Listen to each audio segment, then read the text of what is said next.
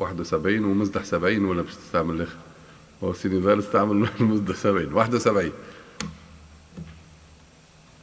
بسم الله الرحمن الرحيم. سيد الوزير، مرحبا بك وبإطارات الوزارة اللي معك. الساعة بعد منتصف الليل، فماذا بي أن لا أرهق سيادتكم، ولكن نحب نوصل بعض الرسائل. قبيلة صارت مغالطة حول أن الثورة كانت سبب في أزمة السياحة بتونس، وهذا مش صحيح. وأنت أعلم مني أنه في سنة 90 كانت ثم أزمة في السياحة في حرب الخليج، 2002 بعد العملية الإجرامية بالغريبة في جربة، كيف 2009 الأزمة العالمية. وهذا لا ينفي أنه تو في أزمة كورونا هي أزمة عالمية، وتونس مش في غنى عن أنها تكون تصاب بمثل هذه الأزمات، ولكن في المقابل ما يعنيش أنه قطاع السياحة هو قطاع هش. وذلك علاش كيف نشوفوا تصور كامل، احنا بلاد واحدة ومركب واحدة.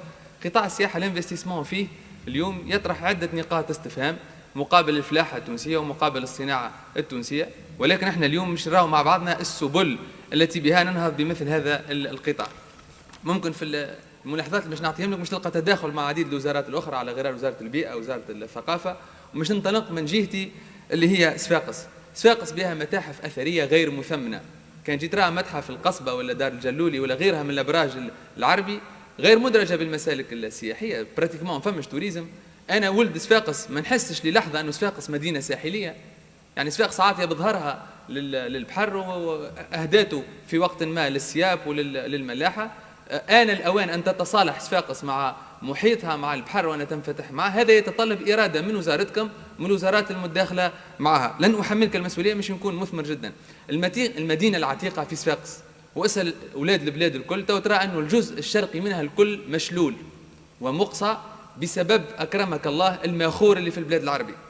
وهذا لا يليق لا بينا كحضارة عربية إسلامية، لا بلاد تحترم نفسها، ولا بالتجارة بأجساد بنات تونس. هذا لا يليق جدا. اليوم جزء كامل مشلول.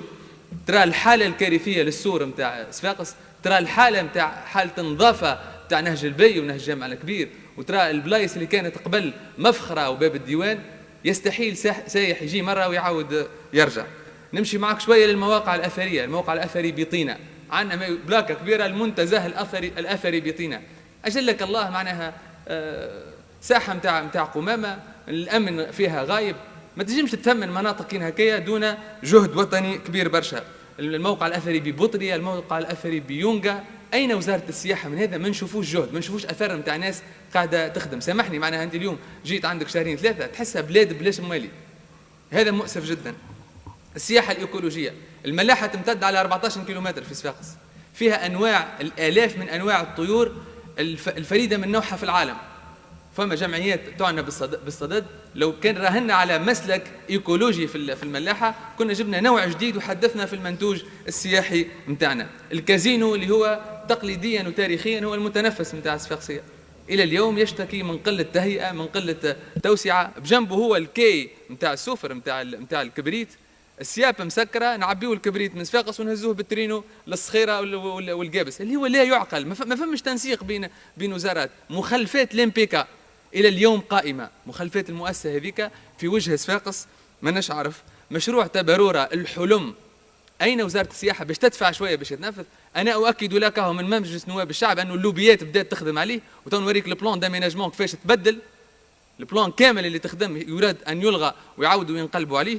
ما نجمش نطول برشا. قرقنا وما أدراك ما، جزيرة كاملة ما فيهاش رحلات سياحية منتظمة. نقائص عدة جهوية. الكورنيش متاع صفاقس، لو كان نقول الصفاقسية لا، الكورنيش متاع صفاقس المفروض أنه تكون راسية فيه يخوت سياحية.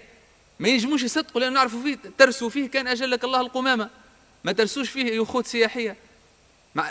قلت لك صفاقس غير متصالحة مع محيطها بالمرة. أرجو منك لفتة، وهذا واجبك وحق صفاقس عليك وحق كل المناطق اللي هي على غرارها. واكيد انا توكي مش اسمعني شكون هما صفاقسيه تو ما عندهمش غاز حتى باش يطيبوا ولا باش يغسلوا لصغارهم.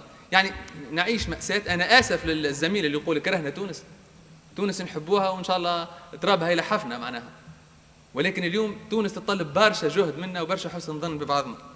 مش نجيك شويه فساد في قطاع السياحه واللي هو برشا، اللي هو انتفاع اصحاب النزل من امتيازات جبائيه اللي هي للاسف صوريه. يقول لك مش نعمل انا انفستيسمون وما يقومش به وما فمش متابعه، والديوان الوطني للسياحة يعطيه الامتيازات الجبائية هذه، وفي بعض الأحيان يسند له بعض الامتيازات وما فمش تفقد وما فمش رقابة من مصالح وزارتكم.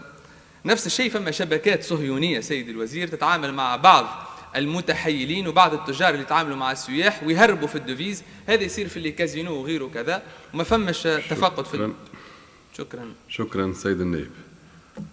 الزميل